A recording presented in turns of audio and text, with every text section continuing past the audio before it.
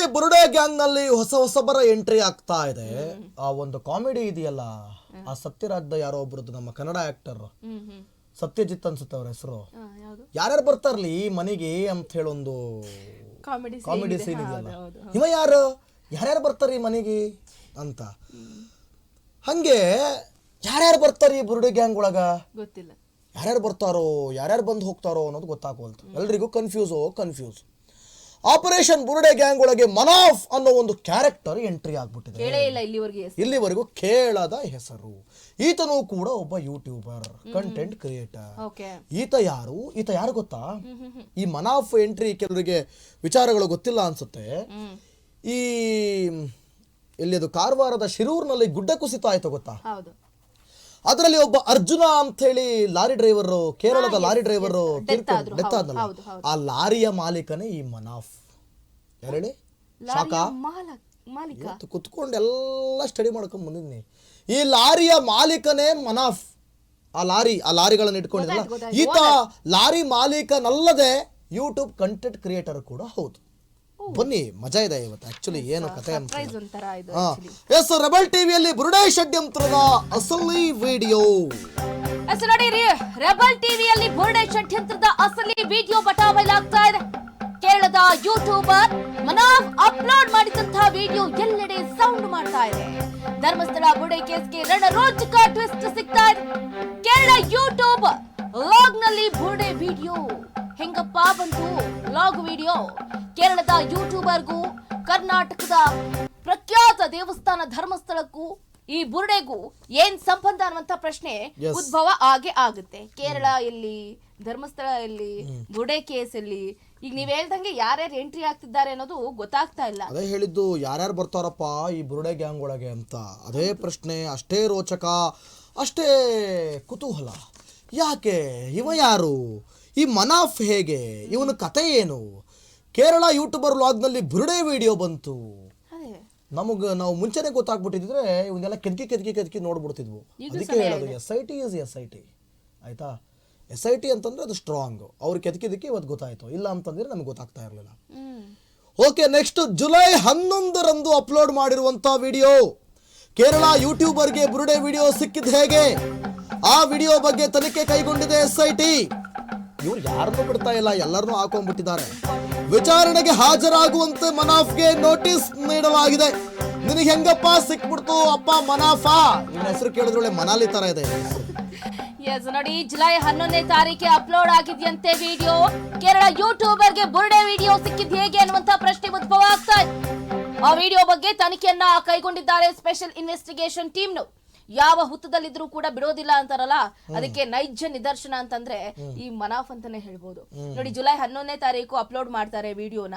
SIT ಅಧಿಕಾರಿಗಳು July ಆಗಿರ್ಬೋದು, August ಆಗಿರ್ಬೋದು, ಸೆಪ್ಟೆಂಬರ್ ಆಗಿರ್ಬೋದು, ಬಟ್ ಲೇಟ್ ಆದ್ರೂ ಕೂಡ ಲೇಟೆಸ್ಟ್ ಆಗಿ ಈಗ ನೋಟಿಸ್ ಅನ್ನ ಕೊಡೋದಕ್ಕೆ ಮುಂದಾಗ್ತಿದ್ದಾರೆ ಅಂತಂದ್ರೆ ಆ ಒಂದು ವಿಡಿಯೋದ ಹಿಂದೆ ಏನೇನೆಲ್ಲ ಷಡ್ಯಂತ್ರ ಚಿನ್ಮಯನ ಕೃಪೆ. ಚಿನ್ನಯ್ಯ ಕೊಟ್ಟಂತ 164 ಹೇಳಿಕೆಗಳಲ್ಲಿ ಇವರೆಲ್ಲರ ಹೆಸರು ಬಯಲಾಗ್ತಾ ಇದೆ. ಆಕ್ಚುಲಿ ಚಿನ್ನಯ್ಯ ಅಸಲಿ ಚಿನ್ನಯ್ಯ, ಅಥವಾ ಮುಖವಾಡ ಹಾಕೊಂಡಿದ್ದಾಗ ಸುಳ್ಳುಗಾರ. ನೋಡಿ ರಿಯಲ್ ಫೇಸ್ ನೋಡಿದ್ರ ಹೆಂಗ್ ಲಿಂಕ್ ಆಗ್ತಾ ಇದೆ ಅದು ಅಂತ. ಬದುಕಲ್ಲೂ ಅಷ್ಟೇ, ನಿಮ್ಮ ಬದುಕಲ್ಲೂ ಅಷ್ಟೇ. ಏನಪ್ಪ 9 ಗಂಟೆ ರಾತ್ರಿ ಕೂತ್ಕೊಂಡು ಹಿತವಚನ ಕೊಡ್ತಾವನೆ ಅನ್ಕೊಂಡ್ಬಿಡ್ರಿ. ಬದುಕು ಅಷ್ಟೇ, ಮುಖವಾಡ ಹಾಕೊಂಡಾಗ ನಮ್ಮ ಬಾಯಲ್ಲಿ ಬರೋದು ಸುಳ್ಳು, ನಮ್ಮ ರಿಯಲ್ ಫೇಸ್ ಇದ್ದಾಗ ಬರೋದು ಸತ್ಯ. ಇವತ್ತು ಚಿನ್ನಯ್ಯ ಆಗಕ್ಕೂ ಮುಂಚೆ ಭೀಮನಾಗಿದ್ದ, ಮಾಸ್ಕ್ ಮ್ಯಾನ್ ಆಗಿದ್ದ. ಆಗ ಅವನ ಬಾಯಲ್ಲಿ ಬಂದಿದ್ದಲ್ಲ ಬುರುಡೆ ಮಾತುಗಳು. ಈಗ ಚಿನ್ನಯ್ಯನಾದ ಮೇಲೆ ಬರ್ತಾ ಇರೋದು ಸತ್ಯ ಮಾತುಗಳು, ಚಿನ್ನದಂತ ಮಾತುಗಳು, ಚಿನ್ನದಂತ ಸತ್ಯಗಳು. ಎಸ್, ಬನ್ನಿ, ಬುರುಡೆ ಗ್ಯಾಂಗ್ ಷಡ್ಯಂತ್ರದ ಮಹಾ ಎಕ್ಸ್ಕ್ಲೂಸಿವ್.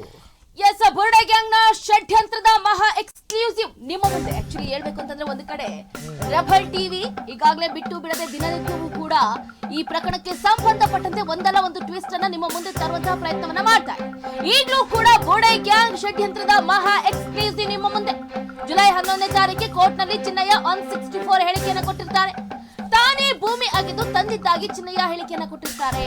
ಇಲ್ಲಿ ಮನಾಫ್ ಯೂಟ್ಯೂಬರ್ ನಲ್ಲೂ ಕೂಡ ಅವತ್ತೇ ಬುರುಡೆ ವಿಡಿಯೋ ಅಪ್ಲೋಡ್ ಆಗಿರುತ್ತೆ. ಹಾಗಿದ್ರೆ ಅವತ್ತು ಬುರುಡೆ ವಿಡಿಯೋ ಮಾಡಿದ್ದಾದ್ರೂ ಯಾರು? ಎಸ್, ಬಹಳ ಇಂಪಾರ್ಟೆಂಟ್ ಕ್ವಶನ್ ಇದು. ಬುರುಡೆ ವಿಡಿಯೋ ಮಾಡಿದ್ದಾದ್ರೂ ಯಾರು? ಇದಕ್ಕೆ ಉತ್ತರ ಕೊಡ್ಲೇಬೇಕಾದಂತಹ ಮನಾಫ್ ಅನಿವಾರ್ಯತೆ. ಕೊಡ್ತಾನೆ, ನಾವ್ಯಾಕೆ ಕೊಡುವ?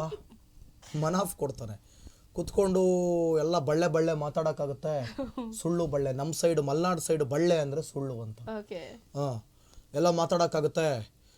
ಜುಲೈ 11ರಂದೇ ಕೋರ್ಟಲ್ಲಿ ಚಿನ್ನಯ್ಯ 164 ಹೇಳಿಕೆ ಕೊಡುವಾಗಲೇ ಇವ್ರದೆಲ್ಲ ಬಯಲಿಗೆ ಎಳೆದು ಬಿಟ್ಟಿದ್ದಾನೆ. ಅಂದರೆ ಆಗ ಚಿನ್ನಯ್ಯನ ಮನಸ್ಥಿತಿ ಅಧೋಗತಿ ಆಗಿತ್ತು ಅಲ್ಲ, ಆ ರೀತಿ. ಅಂದರೆ ಹೌದು, ಚಂಚಲ ಇತ್ತು, ಶವ ಹೂತಿರೋದು ನಿಜ, ಇವರೆಲ್ಲ ನಮಗೆ ಸಪೋರ್ಟ್ ಅಂತ ಹೇಳಿರ್ತಾನೆ. ಈಗ ಅದನ್ನೇ ಇಟ್ಕೊಂಡು ಶಿವ ಗೋವಿಂದ ಅಂತೇಳಿ ತಗಲಾಕ್ಸ್ಬಿಟ್ಟಿದ್ದಾರೆ. ಈಗ ಒಟ್ಟಿನಲ್ಲಿ ನಿಮಗೆಲ್ಲ ಬೇಕಿತ್ತಾ? ಅಚ್ಚುಕಟ್ಟಾಗಿ ಲಾರಿ ಪಾರಿ ಓಡಿಸ್ಕೊಂಡು, ಲಾರಿ ಪಾರಿ ಮ್ಯಾನೇಜ್ ಮಾಡಿಕೊಂಡು, ಟೈರಿಗೆ ಪಂಚರ್ರೋ ಗಿಂಚರ್ರೋ ಹಾಕೊಂಡಿರೋದು ಬಿಟ್ಬಿಟ್ಟು ಇವೆಲ್ಲ ಬೇಕಿತ್ತಾ? ವಿಡಿಯೋ ಮಾಡ್ತೀನಿ, ಏನೋ ಬುರುಡೆ ತೋರಿಸ್ತೀನಿ ಅಂತ ಹೇಳ್ಬಿಟ್ಟು ನಿನ್ನ ಜೀವನನ ನೀನೇ ಪಂಚರ್ ಮಾಡ್ಕೊಂಬಿಟ್ಟಲ್ಲ ಯಾ ಮನಾಫಾ. ಇವೆಲ್ಲ ಯಾಕೆ? ನೋಡಿ, ಎಲ್ಲ ಕೆದಕಿ ತದುಕಿ ನೋಡಿ ಎಕ್ಸ್ಪ್ರೆಷನ್ ನೋಡಿ ಅವ್ರದ್ದು same like Sameer M D ತರನೇ. ಇಲ್ಲಪ್ಪ, ನಂಗೆ ಲಾರಿ ಡ್ರೈವರ್ ತರ ಇದೆ ಕಾಣಿಸ್ತಾ ಇದೆ. ನಿಮಗೆ ಸಮೀರ್ ಎಂ ಡಿ ತರ ಇದೆಯಾ? ಅಂದ್ರೆ ಅವ್ರ ಕೈಯಲ್ಲಿ ಎಕ್ಸ್ಪ್ರೆಷನ್ ಕೊಡ್ತಿರು. ಇಲ್ಲ, ಸಮೀರ್ ಕೈನ ಹಿಂಗ್ ಅಂತಾನೆ, ಇವನು ಬರೀ ಜಸ್ಟ್ ಹಿಂಗ್ ತೋರಿಸ್ತಾ ಇದ್ದಾನೆ. ಅಂದ್ರೆ ಸ್ಟೇರಿಂಗ್ ಇಲ್ಲಿರುತ್ತಲ್ಲ, ಲಾರಿ ಓನರ್ ಅವರು. ಓಕೆ, ಮೊದಲೇ ಪ್ಲಾನ್ ಮಾಡಿ ಬುರುಡೆ ವಿಡಿಯೋ ಮಾಡಿದ್ರಾ? ಇದು ಪ್ರಶ್ನೆ ಕೂಡ ಮೂಡುತ್ತೆ. ಎಕ್ಸಾಕ್ಟ್ಲಿ ಹಂಗೆ ಅನಿಸ್ತಾ ಇದೆ. ನೋಡಿ, 25ಕ್ಕೂ ಹೆಚ್ಚು ವಿಡಿಯೋಗಳನ್ನ ಮಾಡಿದ್ರಂತೆ. ಸೊ ವಿಡಿಯೋ ಮಾಡಿದ ಬಳಿಕ ಚಿನ್ನಯ್ಯ ಕೋರ್ಟ್ಗೆ ಬಂದ. ಚಿನ್ನಯ್ಯನಿಗೆ ಅದೇ ಬುರುಡೆ ಕೊಟ್ಟು ಕಳಿಸಿದ್ರ? ಚಿನ್ನಯ್ಯ ತಂದಂತಹ ಬುರುಡೆ ಲ್ಯಾಬ್ದಾಗಿದ್ರೆ ಏನಪ್ಪ? ವಿಡಿಯೋದಲ್ಲಿದ್ದಂತಹ ಬುರುಡೆ ಎಲ್ಲಿ? ಮನಾಫ್ ಅಪ್ಲೋಡ್ ಮಾಡಿದ ಬುರುಡೆ ಸುತ್ತ ಅನುಮಾನದ ಹುತ್ತ ಹೆಚ್ಚಾಗ್ತಾನೆ ಇದೆ ಕ್ಷಣಕ್ಕೂ. ಮೊದಲೇ ಪ್ಲಾನ್ ಮಾಡಿಕೊಂಡು ಬುರುಡೆಯನ್ನ ವಿಡಿಯೋ ಮಾಡಿದ್ರ? ವಿಡಿಯೋ ಮಾಡಿದ ಬಳಿಕ ಚಿನ್ನಯ್ಯ ಕೋರ್ಟ್ಗೆ ಬಂದ. ಚಿನ್ನಯ್ಯನಿಗೆ ಅದೇ ಬುರುಡೆ ಕೊಟ್ಟು ಕಳಿಸಿದ್ರ ಅಥವಾ ಚಿನ್ನಯ್ಯ ತಂದಂತಹ ಬುರುಡೆ ಲ್ಯಾಬ್ ನದ್ದ ಅನ್ನುವಂತ ಪ್ರಶ್ನೆ ಮೂಡ್ತಾ ಇರುವಂತದ್ದು. ಇದ್ಯಾವುದಕ್ಕೂ ಕೂಡ ನಮ್ಮ ಹತ್ರ ಉತ್ತರ ಇಲ್ಲ. ವಿಡಿಯೋ ಬಂತಾ? ನೋಡಿ, ಉತ್ತರ ಇಲ್ಲದೆ ಅವಾಗಿಂದ ಇದೊಂದೇ ಹಾಕತ್ತೀರ. ಯಾಕೆ ಇನ್ನೂ ಯಾಕೆ ಬಂದಿಲ್ಲ? ಯಾವಾಗ ಇದು ಹೊಸದು ನ್ಯೂಸ್ ತಾನೇ, ಅಂದ್ರೆ ಮುಂಚೆನೆ ಮಾಡ್ಕೊಂಡಿರೋ ನ್ಯೂಸ್ ಇವೆಲ್ಲ. ಓಕೆನಾ? ಹೌದು. ಮೊದಲೇ ಪ್ಲಾನ್ ಮಾಡಿಕೊಂಡು ಬುರುಡೆ ವಿಡಿಯೋ ಮಾಡಿದ್ರ ಅಂತ ನೋಡಿ. ನೋಡಿ ಇದೇ ಬುರುಡೆ. ಇದು ಅಟಾನಮಸ್ ಅಲ್ಲಿ ತಗೊಂಡ್ಬಂದ್ರು, ಅಟಾನಮಿಯಲ್ಲಿ ತಗೊಬಂದ್ರು, ಇಲ್ಲಿ ತಗೊಬಂದ್ರು, ಅಲ್ಲಿ ತಗೊಬಂದ್ರು. ಬಟ್ ಇದು ಅದು ನೋಡಿ ಕಾರ್ಡ್ನಲ್ಲಿ ಇದು ಹಳೆ ವಿಡಿಯೋ ಆಕ್ಚುಲಿ.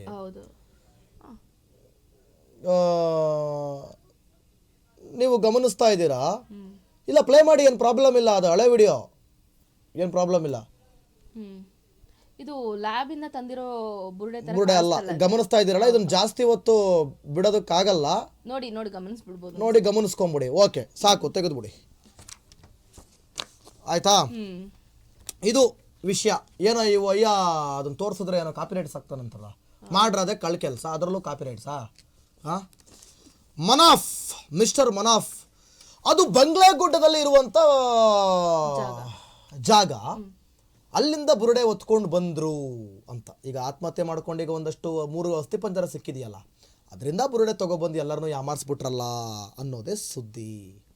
ಯಾಕೆ ಹಿಂಗೆ ಮಾಡಿಬಿಟ್ರು? ಇವ್ರ ಉದ್ದೇಶ ಏನಾಗಿತ್ತು? ಈ ರೀತಿ ಪ್ರಶ್ನೆಗಳನ್ನ ಕೇಳಿದ್ದಾರೆ. ಚಿನ್ನಯ್ಯ ತಂದ ಬುರುಡೆ ಲ್ಯಾಬ್ದಾಗಿದ್ರೆ ವಿಡಿಯೋದಲ್ಲಿದ್ದ ಬುರುಡೆ ಎಲ್ಲಿ? ಗೊಂದಲದ ಹೇಳಿಕೆಗಳು. ಈಗ ಚಿನ್ನಯ್ಯ ಲ್ಯಾಬ್ದು ಜಯಂತ್ ಕೊಟ್ಟ ಅಂತಾರೆ, ಮತ್ತೆ ವಿಡಿಯೋ ಬಿಟ್ಟಿದ್ಯಾವುದು? ಆ ಬುರುಡೆಯಲ್ಲಿ. ಏನ್ರು ಹಂಗಾದ್ರೆ ನೀವೆಲ್ಲ ಸೇರ್ಕೊಂಡು ಇಡೀ ರಾಜ್ಯದ ಜನರನ್ನ ಬಕರಾ ಮಾಡೋದಕ್ಕೆ ಹೊರಟ್ರ? ಇಡೀ ರಾಜ್ಯದ ಜನತೆನ ಯಾಮಾರ್ಸಕ್ ಹೊರಟಿದ್ರ? SIT ಬಿಟ್ಬಿಡ್ತಾರೇನೋ? ಅವನ್ನೆಲ್ಲ ನೀವು ಪೊಲೀಸ್ದವ್ರು ಅನ್ಕೊಂಡ್ರ? ಏನ್ ಅನ್ಕೊಂಡ್ರಿ ನೀವು? ಹಂಗಾದ್ರೆ ಇವರನ್ನ ಬೇರೆ ಅನ್ಕೊಂಡ್ಬಿಟ್ಟಿದ್ದಾರೆ. ಮೋಸ್ಟ್ಲಿ ಹಂಗೆ ಅನ್ಕೊಂಡಿರ್ಬೋದು. ಅದೆಲ್ಲ ವರ್ಕೌಟೇ ಆಗಲ್ಲ. ಇದು ಎಲ್ಲಿಂದ ಎಲ್ಲಿಗೋ ಲಿಂಕ್ ಆಗ್ತಾ ಇದೆ. ಈ ಹಿಂದೆ ಆರ್ ಅಶೋಕ್ ಅವರು ಹೇಳಿದ್ರು, ಇದು ಕೇರಳದಿಂದ ನಡೀತಾ ಇರೋ ಕಥೆ. ಜಯಂತ್ ಸಹ ಅಲ್ಲಿಂದ ಇದು ಕೇರಳದಿಂದ ನಡೀತಾ ಇರೋ ಕಥೆ. ಈ ಮನಾಫ್ಗೂ ಧರ್ಮಸ್ಥಳಕ್ಕೂ ಏನ್ ಸಂಬಂಧ? Who are you? ಮನಾಫ್, ನಿನಗೂ ಮತ್ತೆ ಧರ್ಮಸ್ಥಳಕ್ಕೂ ಏನ್ ಸಂಬಂಧ? ಲಿಂಕ್ ಏನಿದೆ? ಹೌದು, ಲಿಂಕ್ ಬಿಡಿ. ನಿಂದು ನೀನ್ ನೋಡ್ಕೋ, ನಮ್ದು ನಾವು ನೋಡ್ಕೋತೀವಿ. ನಿನಗೇನಪ್ಪ ಸಂಬಂಧ? ನೀನ್ ಯಾರು? ಯಾಕಿಲ್ ಬಂದೆ? ನಿನ್ನ ಉದ್ದೇಶ ಏನು? ನೋಡ್ರಿ, ಸತ್ಯತೆ ಇದ್ರೆ ನೀವು ಅದನ್ನ ರಿಪೋರ್ಟ್ ಮಾಡಿ. ಅದಕ್ಕೆ ಯಾವುದೇ ಧರ್ಮ ಇಲ್ಲ, ಜಾತಿ ಇಲ್ಲ, ಭೇದ ಇಲ್ಲ. ನೀವು ಏನು ಬೇಕಾದ್ರೂ ಮಾಡಿ. ನಿಮ್ಮ ಉದ್ದೇಶ ಏನು? ನಿಮ್ಮ ಕತೆ ಏನು? ಓಕೆ, ಇರ್ಲಿ ಬಿಡಿ.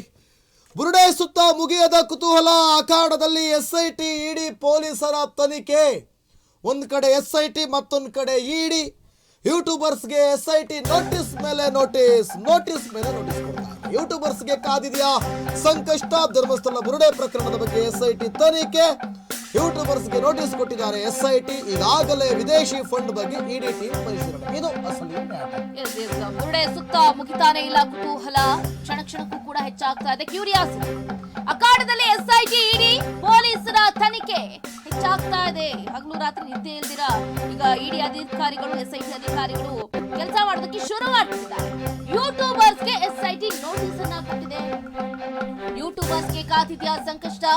ಧರ್ಮಸ್ಥಳ ಬುರುಡೆ ಪ್ರಕರಣದ ಬಗ್ಗೆ SIT ತನಿಖೆಯನ್ನ ಮಾಡೋದಕ್ಕೆ ಈಗಾಗಲೇ ಸನ್ನದ್ಧರಾಗಿದ್ದಾರೆ. ಯೂಟ್ಯೂಬರ್ಸ್ಗೆ ನೋಟಿಸ್ ಕೊಟ್ಟಿರುವಂತಹ SIT ಈಗಾಗಲೇ ವಿದೇಶಿ ಫಂಡ್ ಬಗ್ಗೆಯೂ ಕೂಡ ತನಿಖೆಯನ್ನ ಮಾಡೋದಕ್ಕೆ ಮುಂದಾಗ್ತದೆ. ನೋಡಿ ಪಾಪ ಒಬ್ಬರು ಮಾಡಿರುವಂತಹ ತಪ್ಪಿಗೆ ಇನ್ನೊಬ್ರು ಹೊಟ್ಟೆ ಮೇಲೆ ಹೊಡೆಯುವಂತಹ ಪರಿಸ್ಥಿತಿ ಬಂದ್ಬಿಡ್ತೀವಿ. ಎಷ್ಟೊಂದ್ ಜನ ಈಗಾಗಲೇ ಹೇಳಿದ್ರಿ, ಎಷ್ಟೊಂದ್ ಜನ ನ್ಯಾಯಯುತವಾಗಿ ಯೂಟ್ಯೂಬ್ ಗಳನ್ನ ಮಾಡ್ಕೊಂಡು ಹಣವನ್ನ ಸಂಪಾದನೆ ಮಾಡ್ತಿದ್ದಾರೆ.